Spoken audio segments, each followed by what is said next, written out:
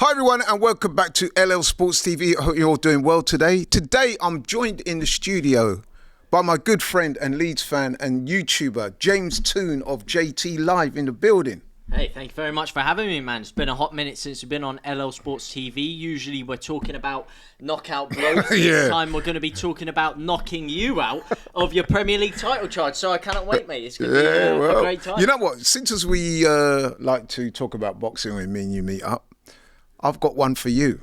Yeah? Somebody's O has to go. It does. It does because Leeds taking on Arsenal this weekend. It's a battle of the unbeatens. It is. Battle of the 100%ers. Yeah, both 1-0 as well. Same both goals, 1-0. Same everything. You're currently pipping us on alphabetical order, which soon to change. But, you know, how are you feeling? How are you feeling about your season? Obviously, 1-0 win against Man United. Has that left you with optimism? It wasn't the most convincing of performances overall, but you've got a good result out of it at least. No, I mean, my feeling on that game was first and foremost, I was grateful for the win because we don't always perform that well against Man at their ground. So to go there on the first game of the season, there was a lot of pressure on that game. We didn't play well, but in many ways, to not play well, keep a clean sheet, come away with a win against one of your long-time rivals, I think that's good form. Mm-hmm. But anyway, more importantly, let's talk about Leeds, man. I mean, Leeds back in the Premier League after a few years. You must be buzzing.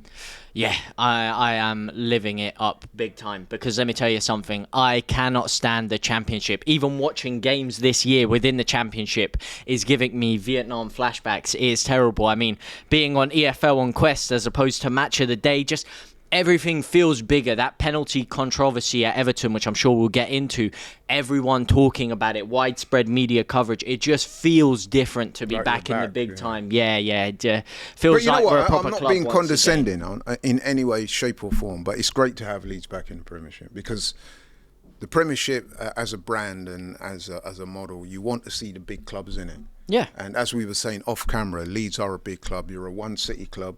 You've got a huge fan base. You've got that historic kind of recognition. Yeah.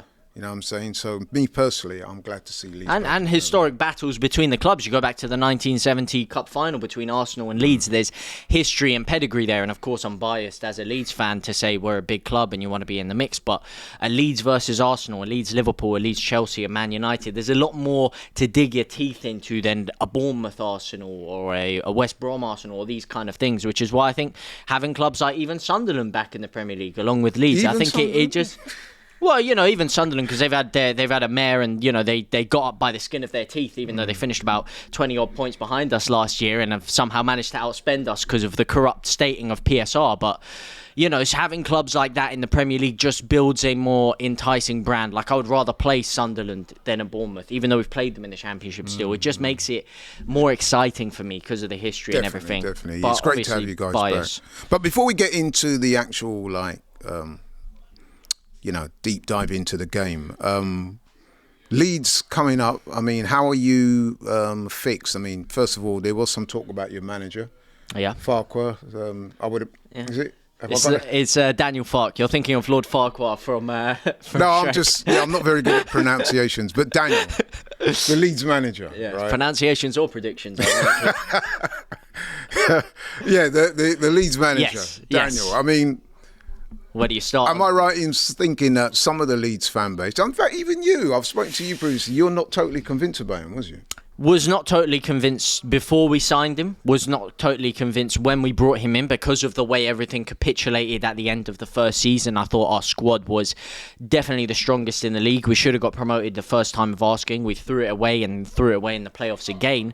And this year again, they were just with the squad that we had, the personnel we had in the Championship, we should have been doing a little bit more. We have a lot of passive possession of the ball. Historically, we don't actually have the quality to break teams down that sit back against us. That's been a perennial problem with Farke his entire tenure at Leeds, and his substitutions obviously also leave a lot to be questioned. Like, he waits too long to make them. He'd wait until the 70th minute. It would be the same three players coming off, the same three coming on, and yes, occasionally it would shock a team and it would work like it did against Norwich in the first year, and then other times it would just fail and you'd be left with four strikers on the pitch doing nothing with no creativity.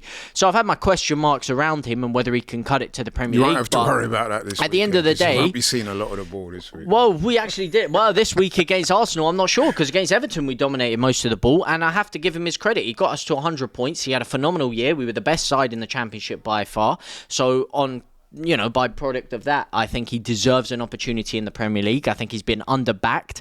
A lot of his tenures in the Premier League at Norwich, he spent like £9 million, got 9 games and got sacked. So I trust him. I trust his philosophy and the way he actually got us playing against Everton, the style of play, the control, the swagger we were playing with, I thought was actually very, very impressive. I then have to caveat that and say, again, his substitutions left me baffled why he's bringing Brendan Aronson on at left wing and he's not playing Ramazani, who I think is the most talented player at the club, is beyond me. Why he's persisting with the same strike force at number 10. We don't have a number 10. He's persisting with shoehorning players in there. He's got Statch playing further forward than I would have liked him. Things that confuse me, but at the end of the day, he deserves an opportunity, and I do trust him. But for me, it's about signings. Forget Farke. If we don't bring in the correct players, Farke will be gone. This is either going to go very, very well. We're going to bring in a striker. We're going to bring in a number 10 and a fullback, or it's going to go horribly. Because right now, our transfer window has left a little bit to be desired for. Yeah, I've seen you've not really brought in anyone of note, really. Have you? Well, we did. Anton Statch was a real big one. Longstaff was decent. Anton who, mate? You better watch your mouth, mate, because he's about to snatch those 3 points away from your claws, mate. So let's have a little bit of respect. You're saying it with chest. I'm saying it with chest. I genuinely believe Anton Statch is a No, but do you believe phenomenal you could come to the midfielder. Emirates and get something? Do you really believe that, or Out of bias, of are you course, just trying I to believe manifest it by saying? Of course, there's a little bit of that, and then I also look at the fact that there are holes in the way you're playing. It wasn't the most impressive overall performance. There was patches where Man United were outclassing you last week, and we played Man United Man United a few weeks ago and gave them a really, really good game. Could have actually gone out of that pre-season. Yes, it's pre-season, but we could have gone out of that game with the victory very, very easily there. So I think there's opportunities, but obviously, it's Arsenal, and I have a lot of fear because you guys are very good at set pieces, and we are traditionally very susceptible to set pieces. We're horrific at defending them, and we have a very, very, very bad issue on the transitions. Okay, when we lose the ball high up on the pitch, as I said, with this passive possession, and teams break through that midfield, our defence is very susceptible. We're very open on but let's be honest, James, and listen, I like you. You're my guy, but come on now. All this talk about the ball high up the pitch, that's not happening. We know exactly what Leeds are going to do. You're going to come, you're going to park not one bus, but 2, and you're just going to sit back and hope you can catch us on the break. Am I right or wrong?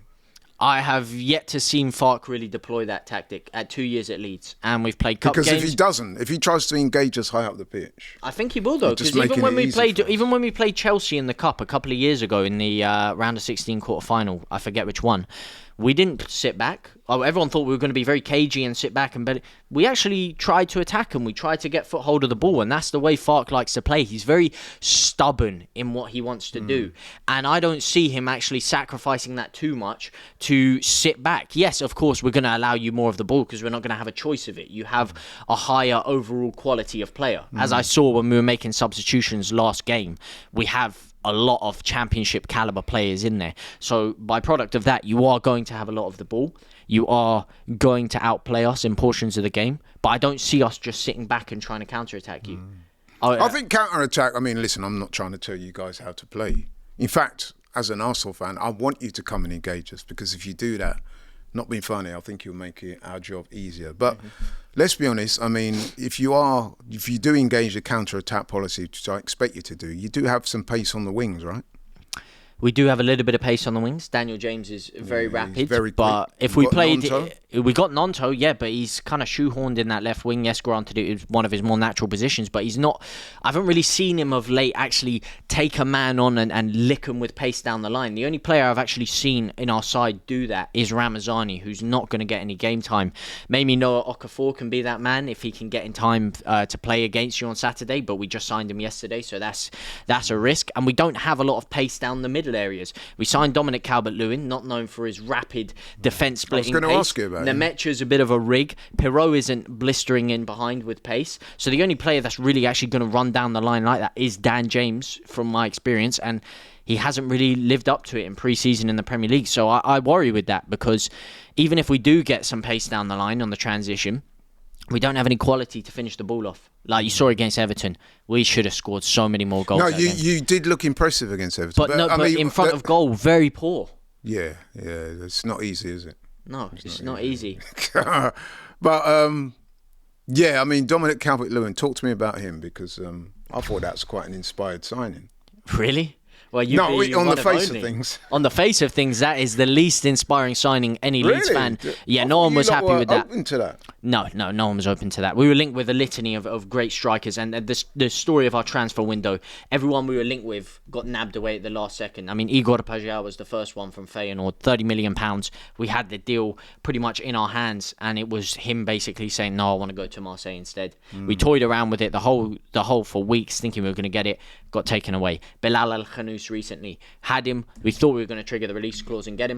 All of a sudden, Palace lose Eze to you guys, ironically enough, and now they're going to take El-Khanous away from us, so we're looking elsewhere. Striker-wise, Rodrigo Muniz, all these other great calibre of striker we were looking at from Serie A, whatever, and then all of a sudden, Dominic Calvert-Lewin, who is very hot and cold. But with Dominic Calvert-Lewin, right? With Dominic Calvert-Lewin, he is a good player. Obviously, the injuries have taken its toll over the years, so that is the major drawback with him. But if you can keep him fit, I do think, I mean, he's got Premier League experience. It wasn't that long ago that Arsenal were interested in the likes of Dominic Calvert-Lewin. And they were also, it wasn't too long ago, they were interested in the likes of Patrick Bamford when he got the England call up, and he was having a phenomenal year.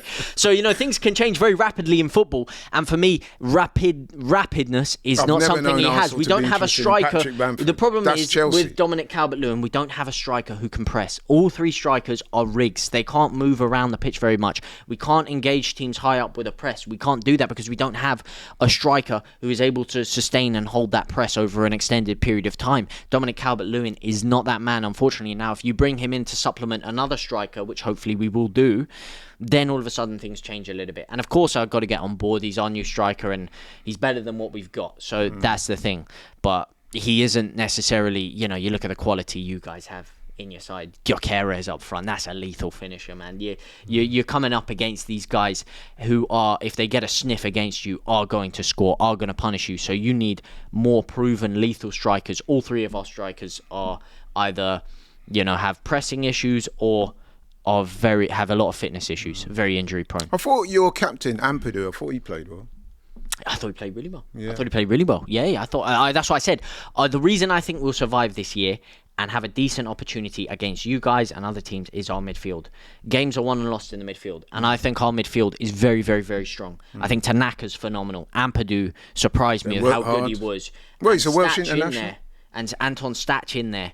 Wow. I mean, Stach and Tanaka together, genuinely one of the best midfielders I've seen. You'll be coming up against Zubermendi, Rice and Odegaard. And I think they'll be well battled for it. I do. I think that's the one portion of our midfield that I back. The one portion of our team I completely back. Defensively, our defense even up doesn't against stack the likes of you. Zubermendi, Rice and Odegaard. Yeah, I think quality Stach midfield, and Tanaka are very, very, very good. I'll be looking and out for Longstaff in there to come on with a bit of experience. Yeah, you got Longstaff from Newcastle. But what do you think? How do you think you're going to set up against Leeds? How do you think your game plan is going to be to beat a newly promoted side who? Well, it goes without saying. I mean, we're at home. It's going to be a nice day. The ground will be full. You guys are going to have a lot of fans there as well. The atmosphere will be really good. It's a 5:30 game. We're going to go for it, man. We need to. As you probably heard, we're on the verge of signing Eberechi Eze. So the vibe at the moment is good around the club. We got the win against Man United. I expect to go at you, man. I expect you seriously. I think we're going to be coming because we weren't that impressive last week, as everybody knows. I think this week, first home game of the season, our new signings will be unveiled for the first time in front of Premier League audience at home. And I do think that Arsenal will be looking to put in a really good performance. So I'm sorry, mate. It could be one of them where you could get smoked. End of the day, if it happens, it happens, man. That's the Premier League. Gyökeres needs a goal and a performance. I mean, he was below par last week, as everybody. What do you make of that signing? You happy with Gyökeres? I love that signing. that signing. It's kind of funny to me that all the naysayers and fans trolling from other clubs and stuff like that. Like, it was his first Premier League game. We're still getting used to playing with him, but I'm very confident he's going to come good. We just got to adjust our tactics a little bit because we've not had a number 9 like Gyökeres at the club for some time. Even Aubameyang, who was our last proper number 9, didn't play like Gyökeres did. He's Gyökeres more is in the direct. Harry Kane-esque role as opposed to an Aubameyang or an Ekitike, who's a bit more flary and pacey and stuff. And we're a possession-based team that like to tiki-taka around the box a lot. So we're going to have to make some tactical adjustments and tweaks.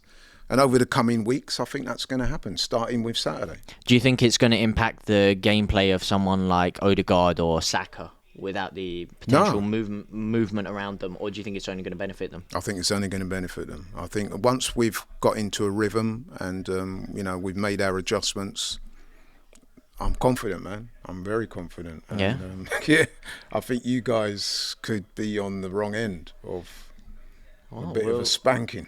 Well, you've said a lot of people are going to be on the wrong end of a spanking, and unfortunately for you, it hasn't quite prevailed that way out of our tenured history together here. How many times have we sat here next to each other and, Big Bang Zhang comes to mind, one of them, Mr. Joe Joyce, never going to be knocked out in his life. Well, we saw what happened there. No, but I am, listen, obviously I'm trolling a little bit, but I am confident. I do think that as you should be, man. As you should be. Exactly. You've had two phenomenal seasons. Okay, last year not quite as good, but before that, again, two great seasons, and you are there or thereabouts to push for the league. And I think you've got 2 or 3 years left of this project to actually make that statement and go and win the league. 2 or 3 years? No, man. Pressure's on now. If you don't win the league, as in 2 or 3 years, it will start to disintegrate, I believe, if you don't Listen, win it I think this season we need to win something big. Yeah. You know what I'm saying? I'm not one, by the way, I'm not one of those that if he doesn't win the league, he gets sacked. It depends on how things play out, because winning the Premier League is not easy, despite the amount of money you've spent. You know what I mean? There's some quality teams in the Premier League. And there are other teams as well, even yourselves, that are going to make it. They're not going to make it easy. No. So Arsenal are going to have to raise their game this season. But I do believe that everything is in place. Yeah. I think we've made some good signings in the window. In fact, I think we made some very good signings in the window. And this could be our year. But obviously, it's no good me talking. The players have got to deliver on the pitch. But I do feel that I do sense a vibe amongst the fans and the atmosphere and the ambience that we could do well this year. I really do. And like I said, we have to beat you guys, man. It's just you do. It's not up for debate. We simply have it. If we got aspirations of winning a title, we cannot be dropping points at home to Leeds. If it was your place and it was the opening day of the season and stuff like that, I would say that, yes, there is some jeopardy there. But at home, in front of our fans, against a team that's just come up, you said yourself you have some shortcomings up front. We've got one of the best, if not the best, defence in the Premier League. Last season, we only conceded 34 goals, which was easily the lowest. Yeah, we should be beating you, man. It's simple as that. To zip as well. Perfect time to play us, really, as well, because we haven't finished fleshing out the squad yet. So there's a lot of outgoings and incomings still lurking around there. So it is the perfect time to play us. Obviously, after the international break, once our players come in and we can get them fit and whatever, different story. But right now is the perfect time to play us. And as you said, I mean, Arteta, even under Bielsa, he always has this. He's a very tactically astute manager, Arteta. I don't think he gets the credit he deserves. I think he gets laughed at a lot. And I am worried of him figuring out the holes that I can see every single week in the way we play under Farke. If there is 1 or 2 or 3 managers in the league that can adapt for that one game and pick out the holes, I think Arteta is that guy. And that does fear me. I think you will find space for Gyökeres in there. I think there are holes in our defence. And I do fear him in that way. And as you said, this is a must-win game for you. It's a statement game you need to make. It is. And of course, if you want, I don't know, would you have any aspirations of signing anyone else on top of this squad? Or Eze enough? Well, listen, we do need, even though we're about to sign Eze, which is great, because he's what I would call a creative left-sided forward who's also a number 10. He's not an out-and-out winger. We need a left winger because, as you probably know, the world knows, our attack is a little bit imbalanced. Madueke, not the answer. Listen, Madueke remains to be seen. He didn't have the most auspicious of debuts, but I do believe that. One way of putting it, yeah. Yeah, but that was his first game. Listen, outfield players, very few people played well last week. Yeah, you know what I'm saying. And Raya was really good, and apart from that, I thought Saliba and Gabriel did okay in the second half. But he wasn't really at our best. But even that, I take a positive from that. The fact that we were pretty ordinary and we still went to Man United, which is not an easy place to go, and we beat them and we didn't concede. That being said, let's come full circle. I'm after a prediction. Let's start with you. You're my guest. I am indeed. and you are putting me right on the spot there because I want to sit here and say we're going to win. Not what you want, what you think is going to happen. Yeah. Now, listen, I'm obviously blinded by delusion, as we all are with our own clubs and being newly promoted. I want to say I do have faith within me that we could steal a win, that we could do something like that. And the one part is that midfield. As I said, I expect that midfield to be very resolute and key in winning us that game. We do have a bit of flair and quality. Little bit is the key word in the attacks if we utilise it. Maybe we bring Ramazani on for 10 minutes. He could change the game. I do feel like we could nick something because you are gettable right now. I think you're still building into your season. I think you are at a gettable point for Leeds. But I'm going to say a 1-1 draw. I think relatively it's going to be a pretty cagey game. I think we're going to try and control as much possession as we can. I think you guys are as well. But I think we're also going to be a little bit more reserved in the way we play. But I do think you will score. I think there are too many holes defensively. 30% possession, I'll be surprised. I think there are so many holes defensively in the transition, as I said. I do feel like Gyökeres will get his goal against Leeds. And I do feel like you will score. But I have faith that we will just nick it and get it. Even though you said earlier even that you have no belief in your strikers. I don't, and we got but the best defense I in do the feel league. like we can nick a goal. I do feel like we can nick a From goal. a set piece? Potentially a set piece or from the midfield. Anton Stach, man. Watch out for that name, Anton Stach. Right, okay. What about you? Right, so this is how I see the game No more playing fence out. sitting. No, Put it on the table. I'll put it on the table, absolutely. Arsenal will win this game. Yeah. We have to win this game. We will win this game. Sorry, James, but I'm predicting 3-0. I think Gyökeres will score. I just think that Arsenal will raise their levels. Last week was last week, but this week in front of the home fans, our first home game of the season, sun will be shining, ground will be packed, expectation will be high. I think the players will deliver, and I think we'll beat you 3-0.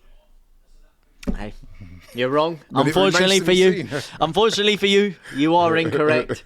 But no matter what the result, you'll always be my guy, man. Yeah, thanks for coming on. Man. My pleasure as always, man. Shout out to you. You've been doing great work recently, man, with the boxing, with the football.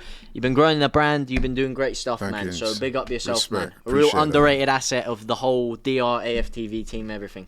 I'll take that, man. Respect. Anyway, thanks so much for watching. Thanks to my boy James for coming in and giving us a lowdown on Leeds. Really appreciate you guys watching.